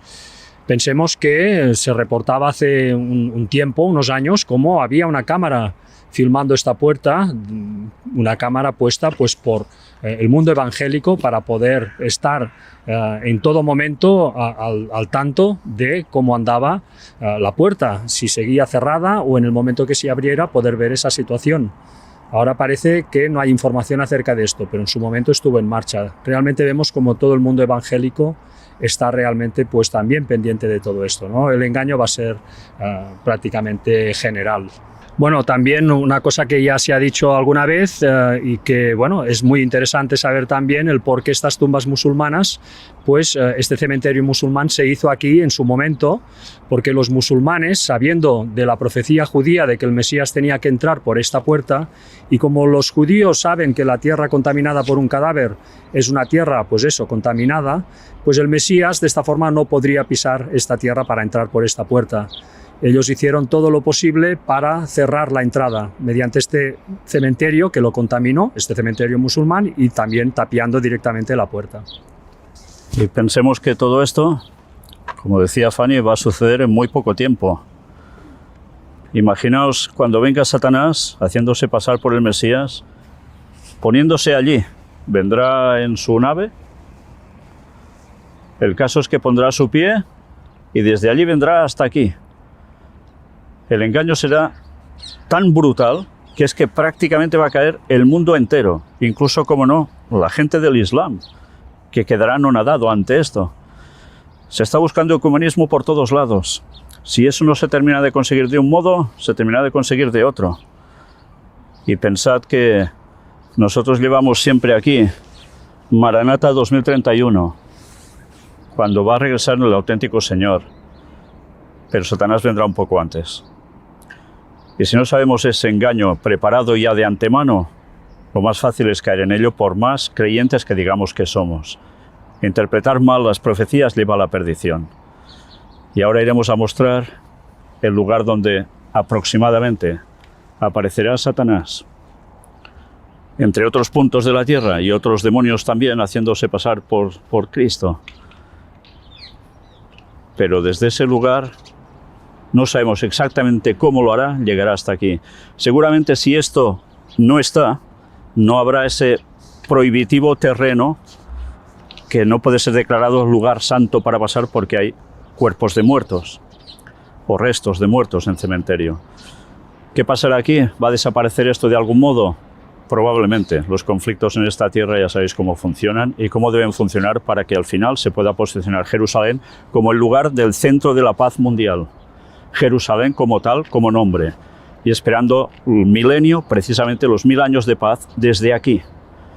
Por eso el papado se pondrá al lado de Satanás y los dos son los que estarán gobernando el mundo entero, aunque va a durarles muy poco tiempo, porque las plagas empezarían después de eso muy pronto. Vamos a seguir con lo que vamos a hacer y que Dios nos siga orientando para no desconocer la profecía. Porque, como os decía, no conocer bien la profecía, malinterpretarla, es perdición eterna. De ahí la importancia del trabajo que tenemos que hacer divulgando la verdad, que es tan minoritaria, pero que la gente la conozca para que pueda ser salva. Se tienen que decidir para una cosa u otra, no habrá más. Maranata 2031.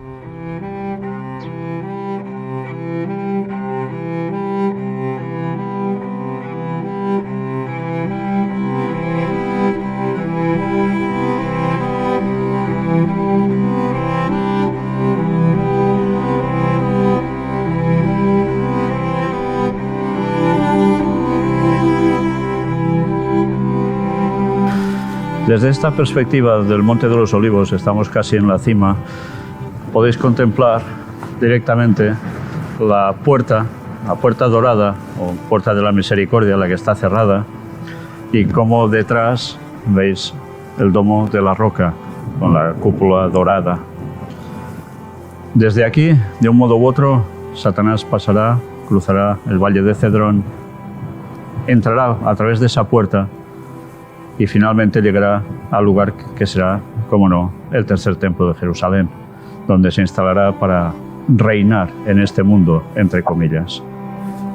Poco le va a durar todo esto, desde luego.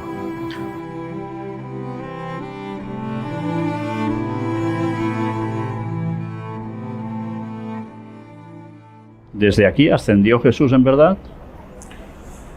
Si leemos el deseo a todas las gentes, Elena White dice que Cristo dice que llevó a sus discípulos al Monte de los Olivos y luego pasó la cima y se fue hacia Betania, que está mucho más al este. Y cerca de Betania, allí dice que un rayo descendió del cielo de luz y todos se juntaron alrededor de él y ascendieron al cielo. Por lo tanto, este no sería el lugar de la ascensión. O sea, una cosa es la ascensión y la otra, donde vendrá Jesús. Sí que pisarán el Monte de los Olivos en su tercera venida. Pero la ascensión no fue desde aquí.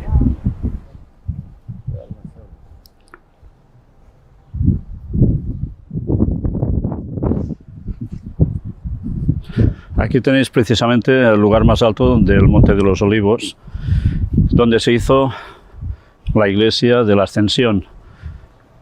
Ahora, evidentemente, no hay iglesia como tal, solo queda esta parte central, en la cual, si entramos, podremos ver también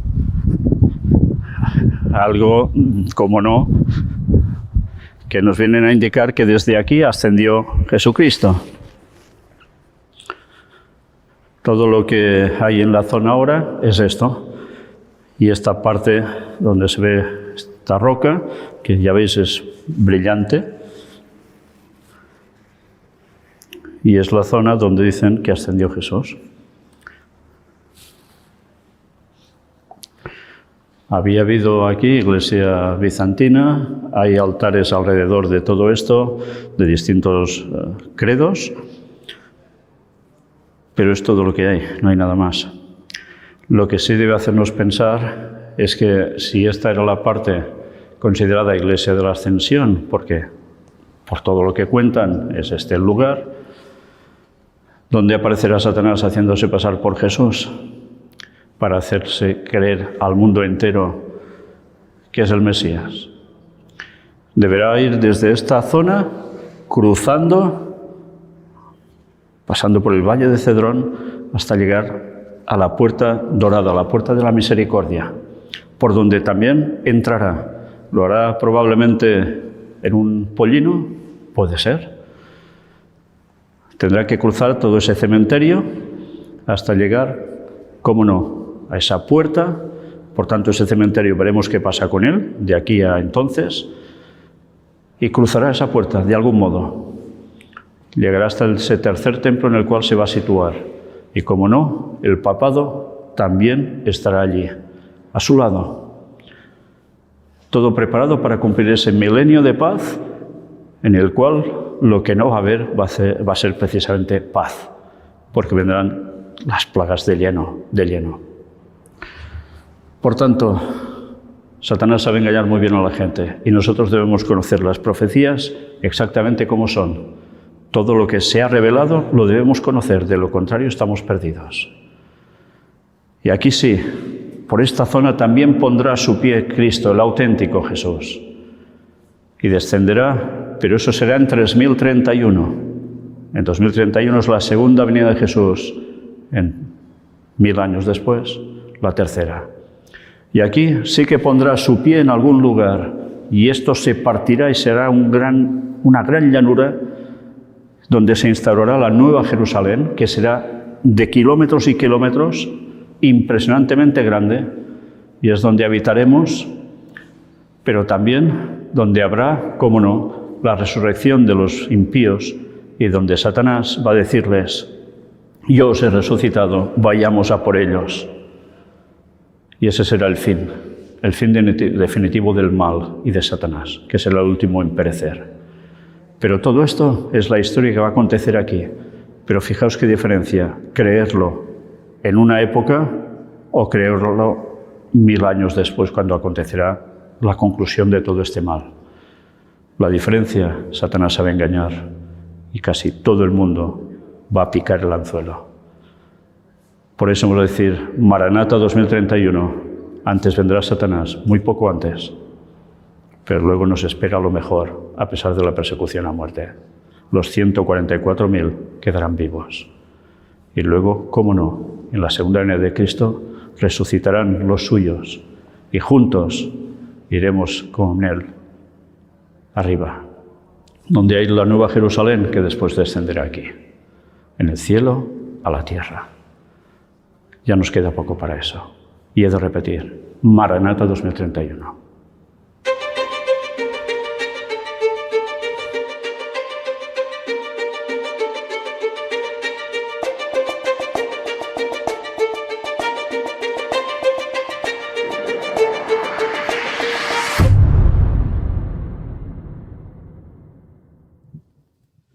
Quizás no os habíais dado cuenta, pero las últimas conferencias que habíamos presentado aquí iban directamente apuntando a este momento. Casualidad que precisamente cuando tocaba hablar de estos temas hayamos podido ir a esa zona, documentar todo esto y exponerlo. Yo creo que no es casualidad. El Señor lo ha hecho todo como sabe hacer, a la perfección, para que todo cuadre. Dicho esto, mirad ahora esta imagen.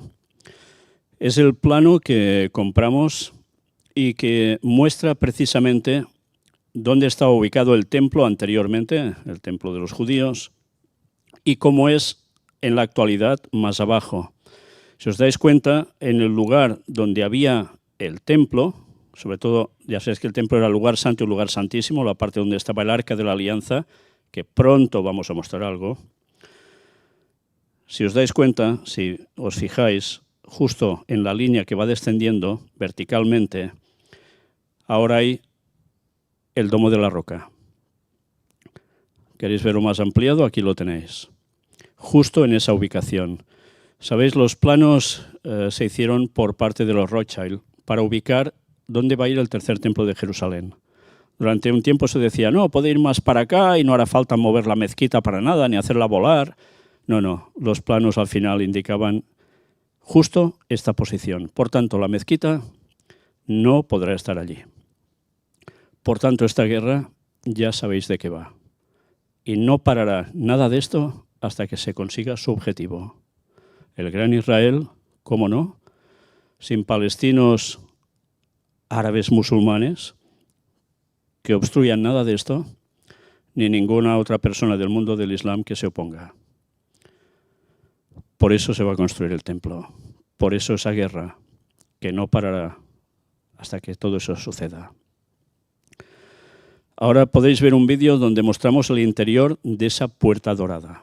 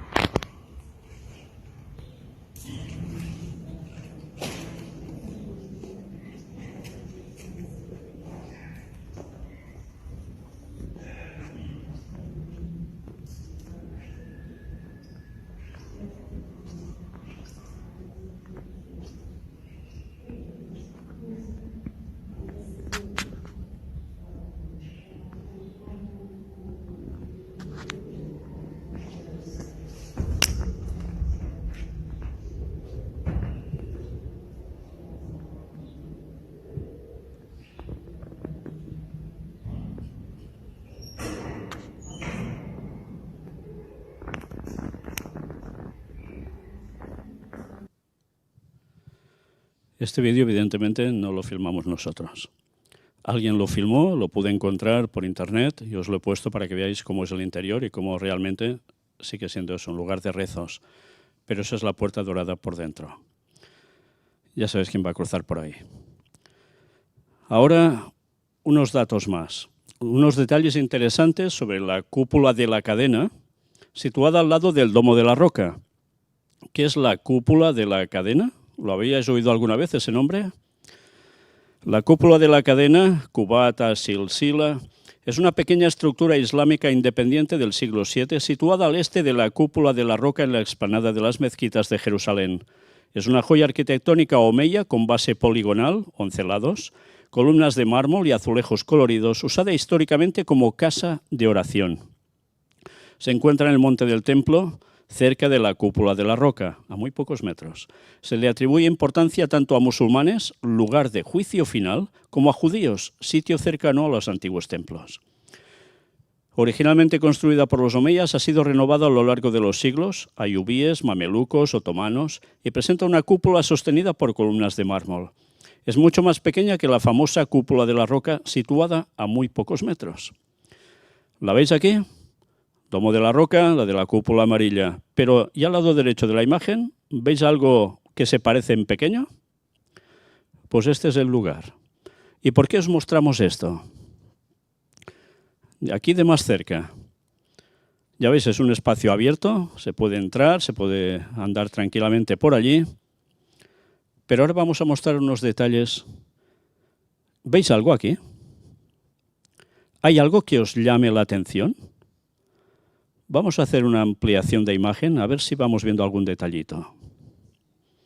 ¿Lo veis bien ahora? ¿Veis dentro de ese hexágono que hay? Una estrella de 6 puntas. ¿Pero esto no dicen que es de los judíos? ¿Qué hace en el mundo del Islam esta estrella?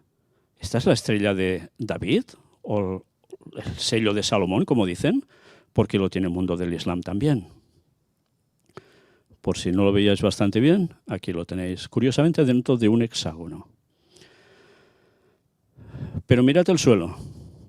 Hacemos una aproximación y ¿qué vemos? Lo mismo, la misma estrella en el suelo.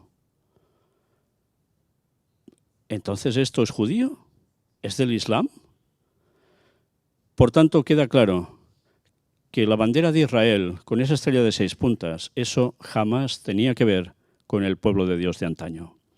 Es un signo, un símbolo, una estrella que viene del mundo pagano y que está en muchas culturas y religiones distintas. Por tanto, ¿cómo se llegó a colocar esto en la bandera de Israel? Haciéndolo pasar como una cuestión divina. Una vez más, las cosas no cuadran. Y ahora, ya terminando, enlazando con la próxima conferencia, vemos esta puerta, ¿verdad? Hoy hemos hablado mucho sobre ella. Y mirad lo que nos dice este artículo. Entradas al recinto del templo. ¿Veis que hay unas cuantas?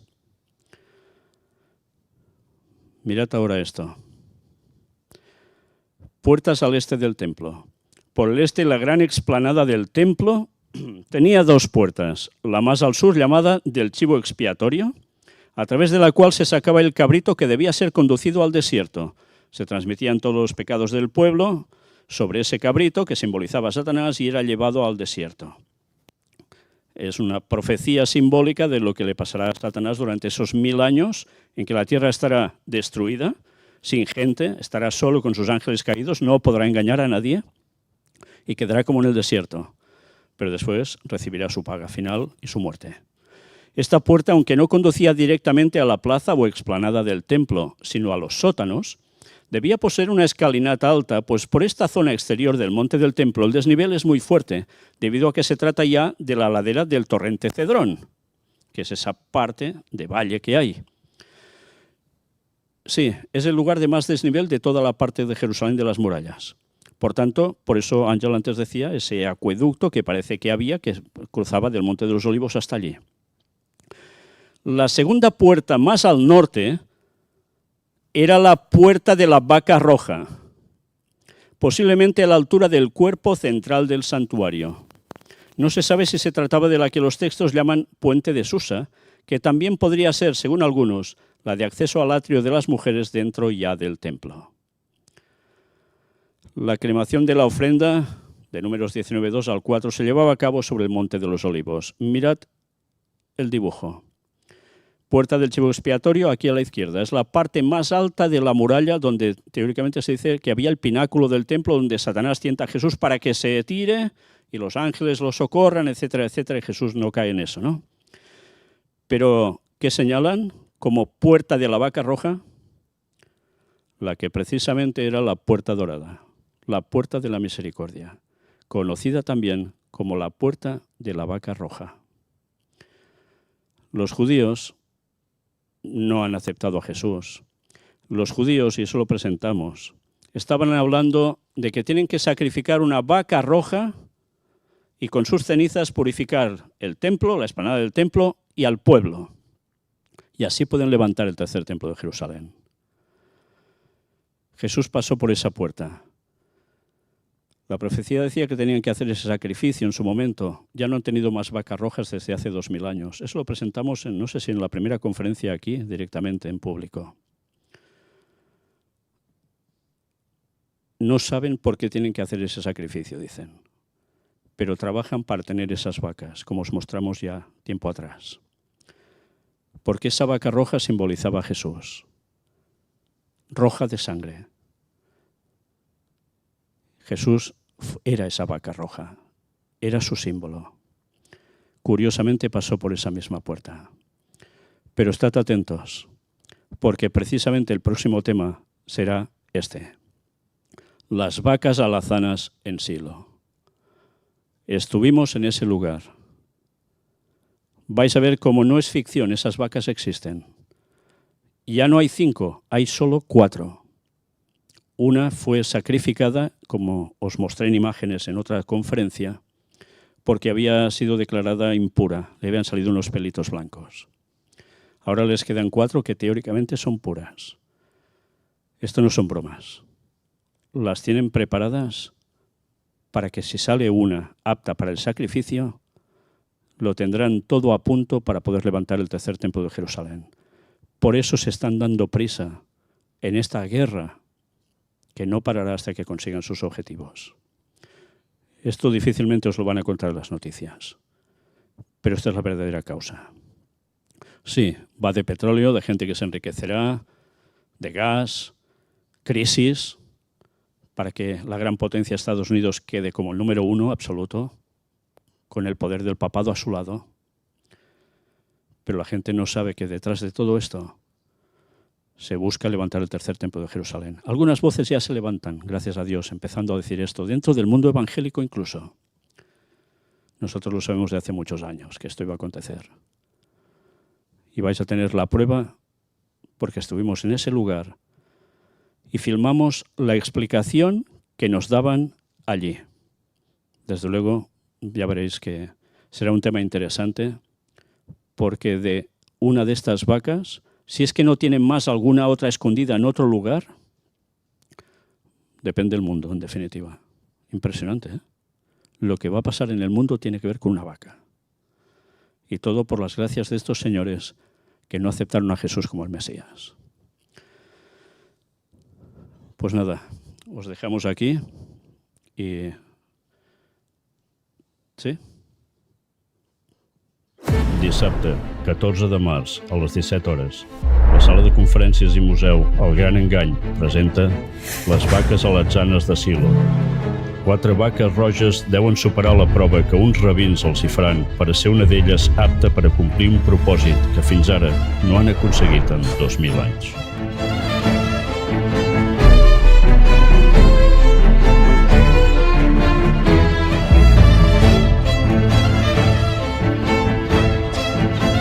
Que mai t'explicaran a les notícies.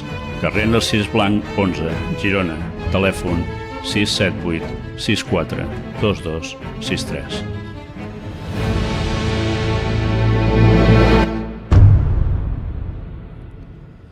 Os seguiremos mostrando durante las próximas conferencias lo que hemos ido filmando en todos esos lugares, porque hemos ido a lugares que eran objetivo clave para nosotros, para poder mostraros todo lo que hay detrás de lo que está aconteciendo y que era profecía.